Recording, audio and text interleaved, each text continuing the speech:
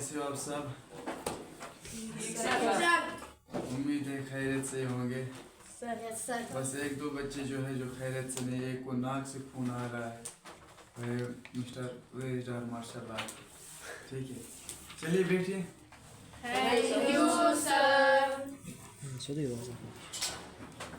तो थोड़ा बहुत इसको ये करो नीचे से।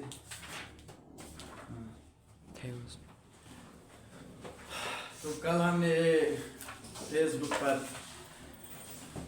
अपना पहला जो वीडियो था वो अपलोड किया था, तो उसमें हमें बहुत प्यार मिला, तो बहुत शाबाशी मिली। ठीक है, उम्मीद है ये शाबाशी और ये प्यार जो है बरकरार रहेगा, और जो भी हमारे ऐसे बच्चे हैं जो कि फाइनेंशियली कमज़ोर हो, ताकि उनको भी फ़ायदा पहुँचे। ठीक है, चलिए तो स्टार्ट करते हैं। वैसे भी आज लेट हो गया क्योंकि आज चाय का जो दूध है वो फट गया था। अब क्या करें?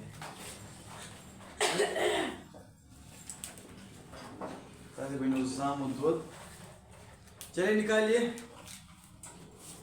तो कल हमने पढ़ा था जनाब आली आयर के बारे में और कंपोजिशन ऑफ आयर के। तो आई थिंक मोहम्मद ताहिर खड़े हो जाओ, जरा बताओ कि कल हमने क्या पढ़ा।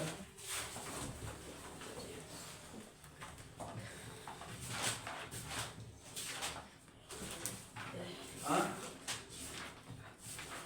बताइए। Atmosphere क्या होता है atmosphere? is a thin layer of air covered the earth, शाबाश। or composition of atmosphere. इसमें आता है nitrogen, CO2, argon, oxygen and other gases. Nitrogen उसमें 78%, CO2 है 0. क्या क्या क्या क्या क्या क्या कंपोजिशन में जो कि हमारे गैसेस है, एक तो गैस खाली गैसेस ही है, नो सर, फिर क्या है? Oxygen, argon. अच्छा, ऑक्सीजन क्या है? ऑक्सीजन पानी है ना? सर, ऑक्सीजन सॉलिड है ना? नो सर, ऑक्सीजन डस्ट है ना? फिर क्या है? अरे क्या बोल रहे हो? ऑक्सीजन गैस ही है, CO2 भी गैस ही है। शाबाश। डस्ट पार्टिकल्स, डस्ट पार्टिकल्स और वाटर वेपर्स. ठीक, और क्या पढ़ा इसके अलावा हमने? तो जो हमारा एटमॉस्फेयर है वो कहाँ तक ऑक्सीजन की लेवल कहाँ तक रहती है? हाइट में किस हाइट तक रहती है सरफेस से लेकर? तो वो भी मैंने बताया था कल कि 120 किलोमीटर तक। उसके बाद फिर ये नेग्लिजिबल है। ठीक है, और जो कार्बन डाइऑक्साइड है यानी CO2 वो कहाँ कितने किलोमीटर तक? 90 किलोमीटर। ठीक है, ये आपके ये NCERT में तो नहीं है, लेकिन फिर भी ये इजाफी चीज़ें जो है ज़िंदगी में काम आते हैं। ठीक है, तो आदत रखिए हमेशा कि कुछ ज़्यादा ही मिले, न कि किताब से भी कम। ठीक है, और क्या पढ़ लिया हमने? अच्छा, ओजोन के बारे में आप क्या कहना चाहते हो? सर जो एटमॉस्फेयर होता है एयर की थिन लेयर उसको ओजोन कहते हैं. वाह, क्या कह रहे हो? ओजोन जो है, जो भी एटमॉस्फेयर के कंपोजिशन में आता है एक गैस, वो स्ट्रेटोस्फेयर में आता है। यही ओजोन जो है, जो मैंने कहा था कि एटमॉस्फेयर बाहुबली है, लेकिन असली बाहुबली जो है, असली जो सुरक्षा कवच है जमीन का, वो है ओजोन।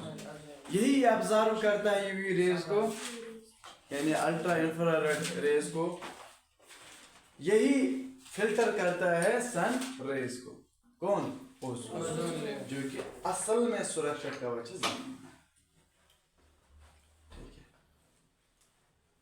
तो ये भी जो ओजोन डिप्लीशन या जो ओजोन है, जिसे हम ओजोन होल कहते हैं, वो हम पढ़ेंगे शायद इसमें है कहीं पर ये टॉपिक ओजोन होल, तकरीबन नहीं होगा है ना, उस पर हम एक अलग सा टॉपिक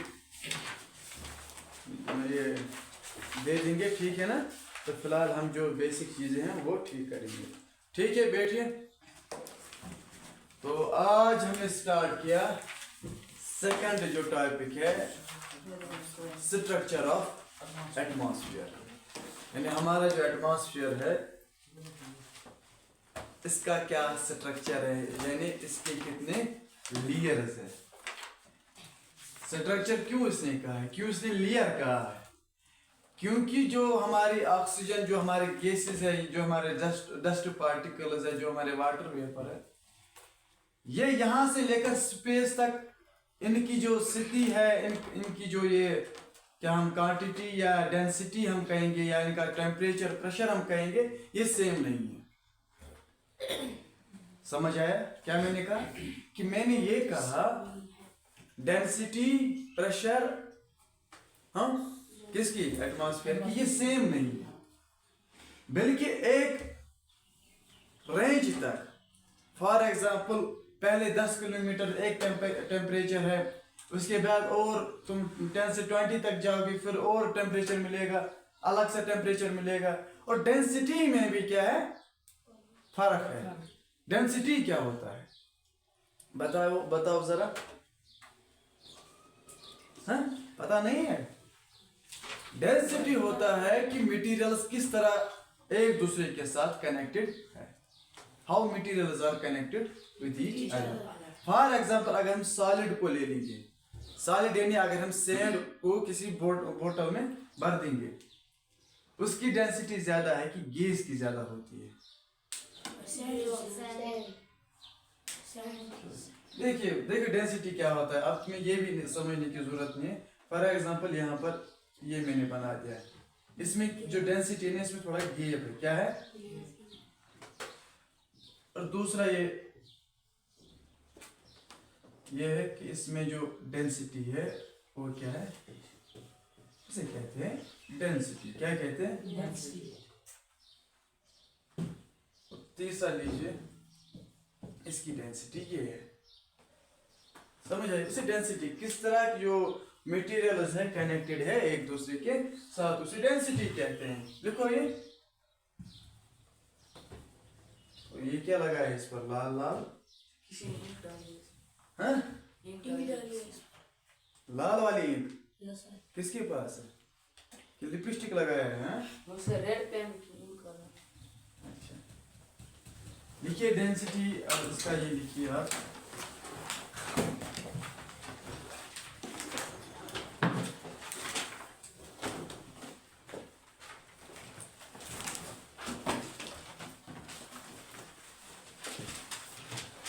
बोर्ड पर मैं नहीं लिखूंगा, बस आप वैसे लिखिए। और materials are connected with each other, density कहते हैं, ठीक है? अब जो लिखो हाउ मटेरियल्स, लिखो यहाँ पर, कहाँ पे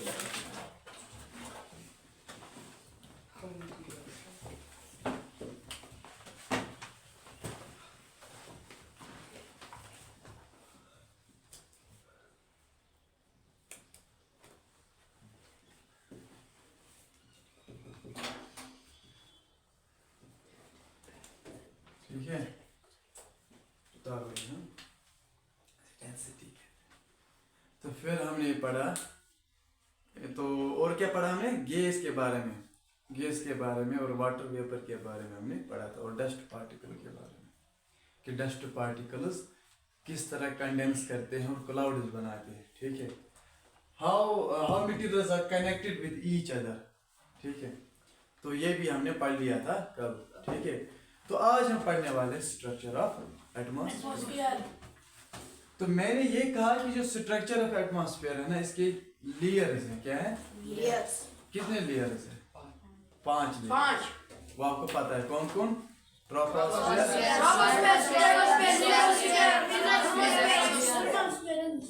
शाबाश शाबाश। फिर मैंने ये आपको ये भी कहा कि ये जो ये लेयर्स है, ये जो ये लेयर्स है, ये क्यों अलग अलग है? ट्रोपोस्फेयर क्यों अलग है? स्ट्रेटोस्फेयर क्यों अलग है? मेसोस्फेयर क्यों अलग है? थर्मोस्फेयर क्यों अलग है? मैंने कहा कि डेंसिटी ऑफ एयर जो है, डेंसिटी ऑफ एयर और टेम्परेचर ऑफ एयर की डिफरेंस की वजह से ये लेयर्स अलग अलग होते हैं, ठीक है ना, ये मैं लिखा हूँ अब ये पांचों लेयर के आप और जवान मोहम्मद जवान, हाँ ठीक है बेटा। लेयर, ठीक है। ये 5 लेयर जो है ना इनकी अलग अलग डेंसिटी है, क्या है, और अलग अलग टेम्परेचर है। ये 5 लेयर जो है इनकी क्या है, वेरिंग डेंसिटी एंड टेम्परेचर, ठीक है। तो जो स्ट्रक्चर ऑफ एटमॉस्फेयर है इसमें इट कंसिस्ट्स 5 लेयर्स, कितने हैं, 5 लेयर है। और इन 5 लेयर्स में जो है ना इनमें अलग अलग डेंसिटी है हर एक लेयर में। और दूसरी बात क्या है, इसकी जो डेंसिटी जो है इन लेयर्स की वो भी, सॉरी टेम्परेचर जो है वो भी अलग अलग है। पहला क्या है, ट्रोपोस्फियर, स्ट्रेटोस्फियर, मीसोस्फियर, थर्मोस्फियर और एक्सोस्फियर। अब पहला वाला लेयर लीजिए आप, कौन, ट्रोपोस्फियर। जो ट्रोपोस्फियर है ना, ट्रोपोस, मेरी स्पेलिंग कभी कभार इधर उधर होती है, ठीक है, तो वहां मत जाओ क्योंकि मैंने कहा ना मेरी अंग्रेजी बहुत कमजोर है, तो स्पेलिंग भी होगी, ठीक है। और मोहम्मद जवाद समझ आ रहा है, नींद में लग रहे हो, हाँ? ये ट्रोपोस्फियर है ना, ये पहला ये जमीन के सरफेस जो है, ये जमीन का जो लिथोस्फियर है, यहां से अगर आप 13 किलोमीटर की हाइट तक जाओगे, स्पेस में हाइट में 13 किलोमीटर तक जाओगे, आप किस में रहोगे, ट्रोपोस्फियर में, किस में, शाबाश। यानी एवरेज हाइट इस लेयर की जो है, एवरेज हाइट इस लेयर की वो है 13 किलोमीटर। कितनी है, यानी यहां से लेकर कहां तक, अगर हम ये माउंट एवरेस्ट मैंने यहाँ पर बनाया है, ये माउंट एवरेस्ट वैसे नहीं है, अब समझने के लिए माउंट एवरेस्ट है, तो ये बेस है, लिथोस्फियर बेस है। यहाँ से क्या हो गया, क्या हो गया, यानी 10 तक मैंने लिखा, लेकिन 13 किलोमीटर क्या है, एवरेज है, क्या है, 13 किलोमीटर तक क्या हमारा है, ट्रोपोस्फियर है। यानी 13 किलोमीटर तक हमारा ट्रोपोस्फियर है। अगर हम 13 किलोमीटर हाइट तक जाएंगे तो हम ट्रोपोस्फियर में रहेंगे। किस में रहेंगे, पहली बात है, किस में रहेंगे, ट्रोपोस्फियर। और ये जो ये एवरेज हाइट है, क्या है, एवरेज हाइट। लेकिन अगर हम इक्वेटर की बात करेंगे ना, इक्वेटर की, वहां पर जो हाइट है इसकी ट्रोपोस्फियर की, और पोलस पर ये लिखा है बुक पर, ये वाला इधर आप देखिए है कि नहीं है, शायद नहीं होगा, तकरीबन है, इतना लिखा, ये 13 किलोमीटर लिखा है, मगर ये नहीं लिखा है ना, खैर कोई बात नहीं। तो इक्वेटर पर जो हाइट है ट्रोपोस्फियर की वो 18 किलोमीटर है, और पोलस पर जो हाइट है ना वो कितनी किलोमीटर है, वो 8 किलोमीटर है, 8 है 9 शायद है, ये आप चेक करना 8 है कि 9 है, हाँ 8 है, ठीक है। ट्रोपोस्फियर की एवरेज आपको पता है ना, औसत, हाँ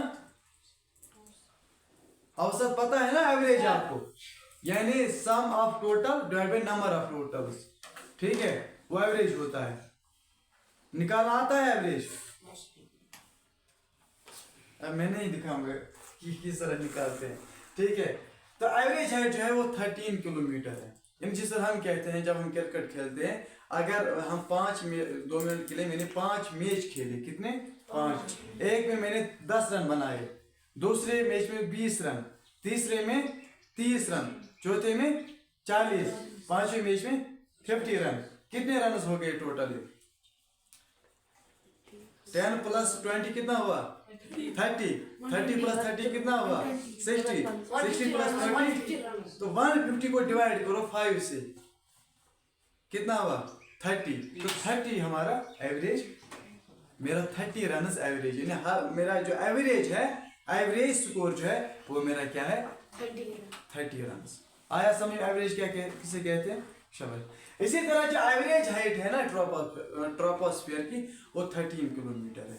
लेकिन अगर आप इक्वेटर पता है ना क्या है, इन इमेजिनरी लाइन जो अर्थ को दो हिस्सों में तकसीम करते हैं, नॉर्दर्न हेमिस्फीयर और साउदर्न हेमिस्फीयर में। और इक्वेटर क्या है, ये टॉर्रिड जोन है। क्या है, यानी हीट जोन है। क्या है, क्यों है हीट जोन? वहां पर वर्टिकल रेज पड़ती है सन की, इस वजह से, है ना? शक है पागल, वो पड़ती है।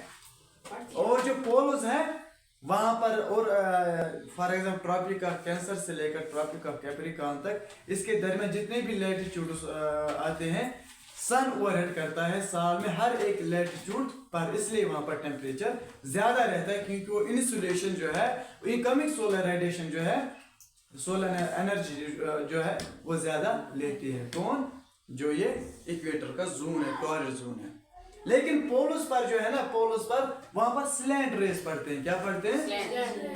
स्लैंट रेस पड़ते हैं। स्लैंट रेस का क्या होती है, एक तो वो ज्यादा फैल जाती है। अगर हम टॉर्च से स्लैंट ये मतलब ये लगाएंगे किसी वाल पर, इन्हें वाल को थोड़ा सा टिल्ट करेंगे हम, तो जो लाइट है ना वो बहुत जगह पर फैल जाएगी, इन्हें बहुत एरिया वो ऑक्यूपाई करेगी। अब इसी तरह जो सन है ना वो वहां पर स्लैंट रेज डालता है। क्या डालता है? Slant rays. क्या डालता है? Slant rays. अब स्लैंट रेज जब सन ने डाल दी तो वहां पर क्या होगा, एनर्जी जो है वो ज्यादा डिस्ट्रीब्यूट हो जाएगी। क्यों? क्योंकि रेज ज्यादा एरिया ऑक्यूपाई करती है। ठीक है ना? तो वहां पर इसलिए है टेम्परेट जोन, और क्या है पोलस पर क्या होता है, फ्रिजिड जोन, इस वजह से होता है। फिलहाल यहाँ पर समझिए हीट जोन, फ्रिजिड जोन, ये आपको असल में नहीं बोलना था, लेकिन डेंसिटी जो है ना, इसलिए मैंने यहाँ पर आपको कह रहा हूँ। इक्वेटर पर जो ये है ना, क्या कहते हैं, क्यों है ये 18 किलोमीटर तक? इक्वेटर पर हीट जोन होता है, यानी जो हवा होती है वहां पर, एयर जो होता है वो हॉट होता है। क्या होता है? गर्म हवा की, वार्म एयर की एक खासियत होती है, ये कंडेंस करती है। क्या करती है? ठीक है, क्या करती है? यानी ये ऊपर ऊपर क्या करती है, जाती है। ठीक है, उसी को कहते हैं कंडेंस करना, यानी ये ऊपर ऊपर मोमेंट करती है, वर्टिकल मोमेंट करती है। कौन सा मोमेंट? वर्टिकल। और वर्टिकल मोमेंट ऑफ एयर कहती है क्या? कन्वेक्शन। क्या कहते हैं?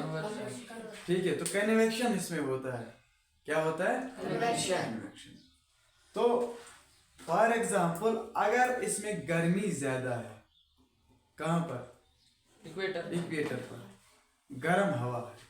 इक्वेटर में क्या होता है, जब हवा गर्म हो, जब हवा गर्म टेम्परेचर ज्यादा होता है तो उसकी डेंसिटी जो होती है एयर की वो कम होती है। क्या होती है? कम होती है। डेंसिटी कम होती है, लेकिन वो क्या है, जो इसका जो ये मतलब हाइट जो है वहां पर इक्वेटर का जो एटमॉस्फेयर है उसका, इसकी जो हाइट है वो ज्यादा, बहुत ज्यादा है। कहां तक है? 18 किलोमीटर तक। कहां तक? 18 किलोमीटर। और पोलस पर क्या होता है, यहाँ पर होता है सर्द हवा। क्या होता है? सर्द हवा। उन्हें कोल्ड एयर होता है। उसकी खासियत होती है, उसकी डेंसिटी जो उस एयर की होती है बहुत क्या होती है, ज्यादा होती है। ठीक है, बहुत ज्यादा डेंसिटी होती है। डेंसिटी ज्यादा है तो हाइट कम होगी उस एयर की, यानी वर्टिकल मूवमेंट जो है वो कम होता है। किसकी? कोल्ड एयर की। कोल्ड एयर हॉरिजॉन्टल मूवमेंट करता है। क्या करता है? वर्टिकल और हॉरिजॉन्टल पता ही है ना, इसको क्या कहते हैं? इसको क्या कहते हैं? चलिए ठीक है, और क्या हो गया, ये खत्म। अगर ये चीजें आप छोड़ोगे भी, ये भूल जाओगे भी, कोई बात नहीं। ये आप याद रखें कि एवरेज कितना होता है। एवरेज जरूरी है। ठीक है, जो एवरेज है ना वो बहुत ही जरूरी है। ठीक है, ट्रोपोस्फियर में होता है कि जितना आप ऊपर जाओगे उतना टेम्परेचर डिक्रीज हो जाएगा। आप पहाड़ों पर जाते हो टेम्परेचर बढ़ जाता है वहां पर कि घट जाता है? घट जाता है। इसी तरह अगर आप ट्रोपोस्फियर में जाते हो ना 13 किलोमीटर तक, तो 13 किलोमीटर तक क्या हमारा जो ये होता है टेम्परेचर जो होता है वो क्या होता है? डिक्रीज होता है, यानी डिक्रीज इन टेम्परेचर किसकी वजह से? With the increase in altitude या height.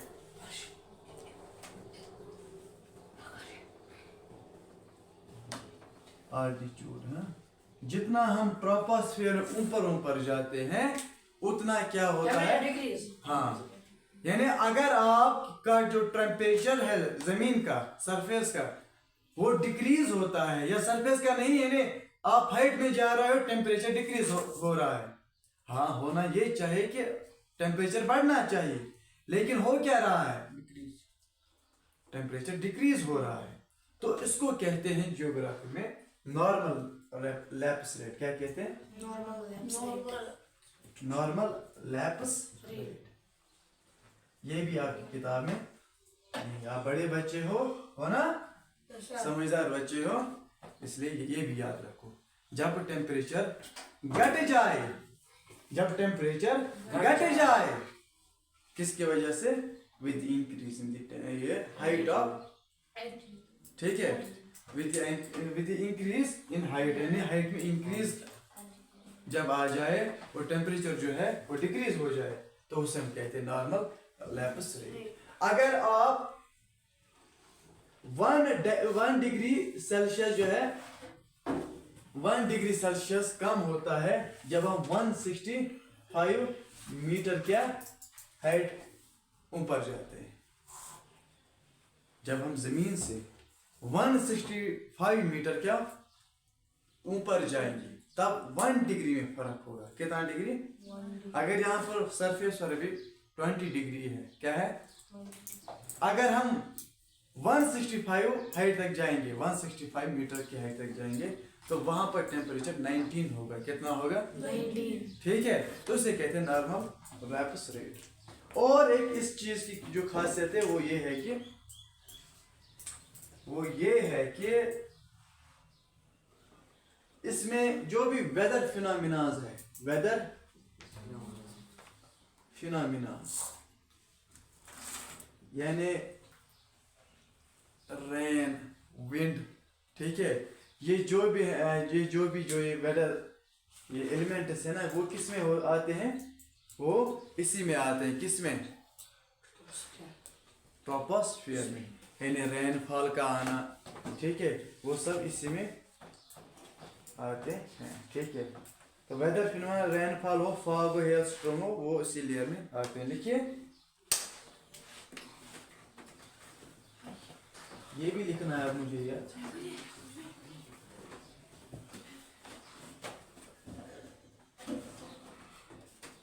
स्टोरूम लिखिए,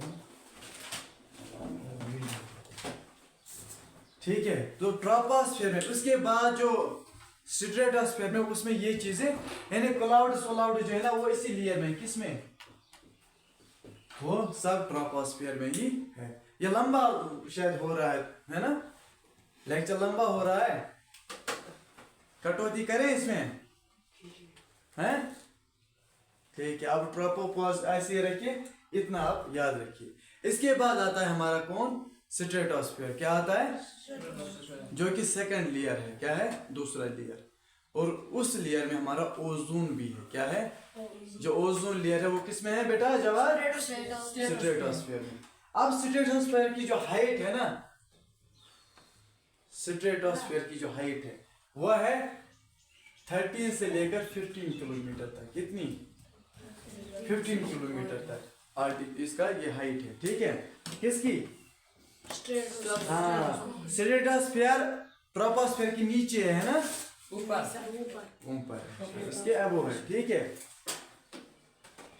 और ये लेयर जो है स्ट्रेटोस्फियर, इसमें क्लाउड्स नहीं है, क्लाउड्स नहीं है, रेनफॉल नहीं है, विंड नहीं है, वेदर फिनोमिना नहीं है। तो इस वजह से जो हमारा एरोप्लेन है, ये एसआई में, पिछले साल के एसआई में भी क्वेश्चन आया था कि एरोप्लेन जो है वो कौन सी लेयर में फ्लाई करता है? वो स्ट्रेटोस्फियर में। अगर रीजन आपसे कोई मांगे तो आप ये कहना कि वहां पर वेदर फिनोमिना नहीं है, वहां पर रेनफॉल, विंड, जो हेल स्टोरों में, ये चीजें वहां पर नहीं है, या क्लाउड्स भी नहीं है। किसमें? स्ट्रेटोस्फियर है, लेकिन कम है, क्लाउड्स है लेकिन कम है। तो स्ट्रेटोस्फीयर में क्या है, वेदर फिनोमिना नहीं है और ये बहुत ही क्या है, शांत वाला लेयर है। क्या है, लेकिन इसमें क्या है, टेम्परेचर इंक्रीज होता है। क्या होता है, Temperature increase. With increase in height.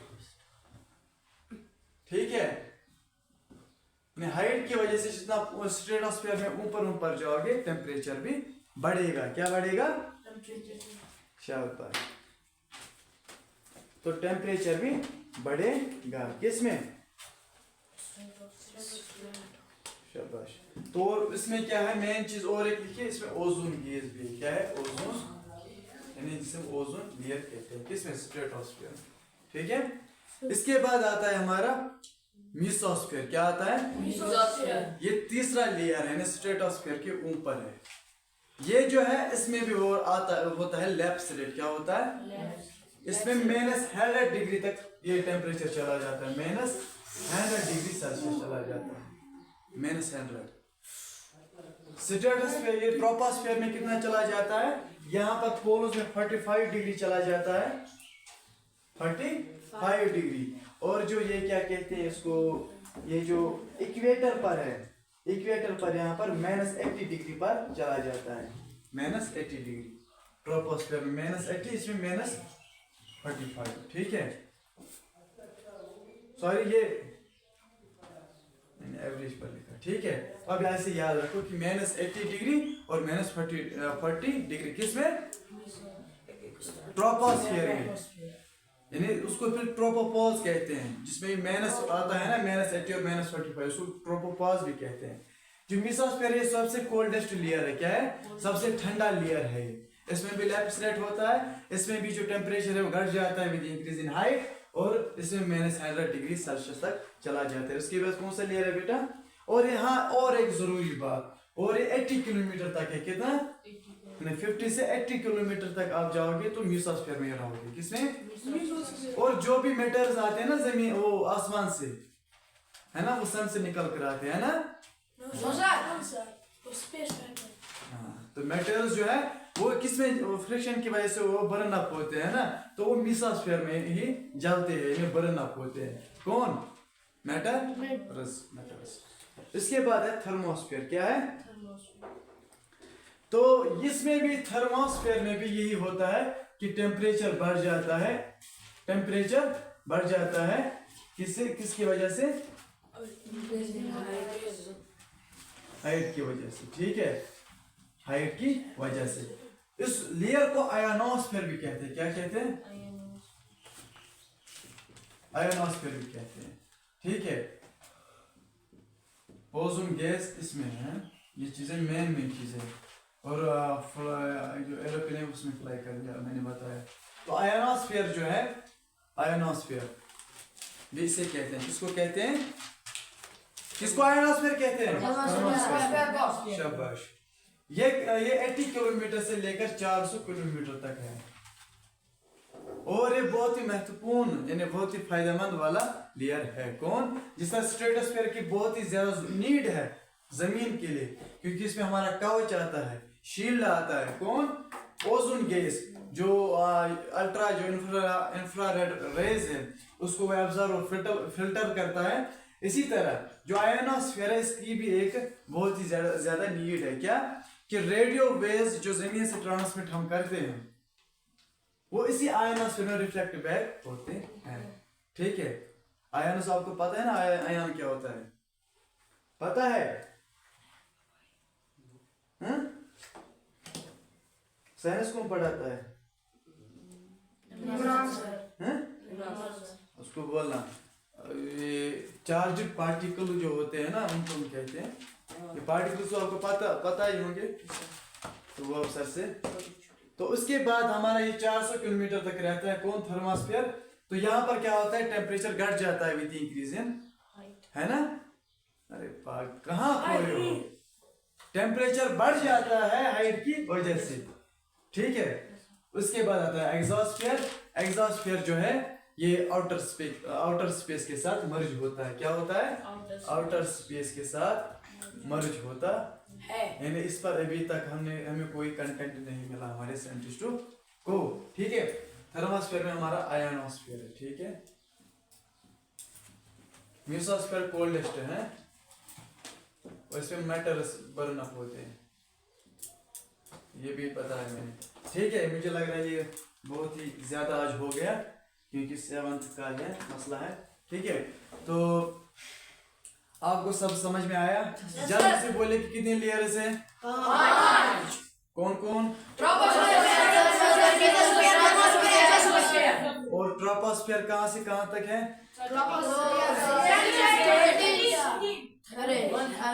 हाँ, एवरेज। हाँ, और फिर ये स्ट्रेटोस्फीयर कहाँ तक है? और मेसोस्फीयर कहाँ तक है? और थर्मोस्फीयर कहाँ तक है? 400। और फिर exosphere merge with outer space, ठीक है। अच्छा, वेदर फिनोमेना कहाँ पर ज्यादा है, ये कहाँ पर ऑकर होते हैं? वो ट्रोपोस्फीयर में, स्ट्रेटोस्फीयर कहाँ पर? और वेदर यानी रेनफॉल कहाँ पर होती है? विंड ये जो है ट्रोपोस्फीयर में, ठीक है। तो जहाज कहाँ पर फ्लाई करता है, कौन सी लेयर? वहां पर वेदर फिनोमेना, ठीक है। चलिए, शुक्रिया, बहुत बहुत शुक्रिया आप बच्चों का, ठीक है। तो आपसे भी यही गुजारिश है कि आप सब इस वीडियो को अंत तक देखिए, लाइक कीजिए, शेयर कीजिए, कमेंट कीजिए, और अगर आपको ये वीडियो ज़्यादा पसंद आए तो आप अपना पसंदीदा जो क्या है वीडियो है या क्वेश्चन है वो डालें, उस पर हम बात करेंगे, नज़र डालेंगे। आपके लिए आपका भाई इकबाल हुसैन 24 घंटे हाजिर है। शुक्रिया।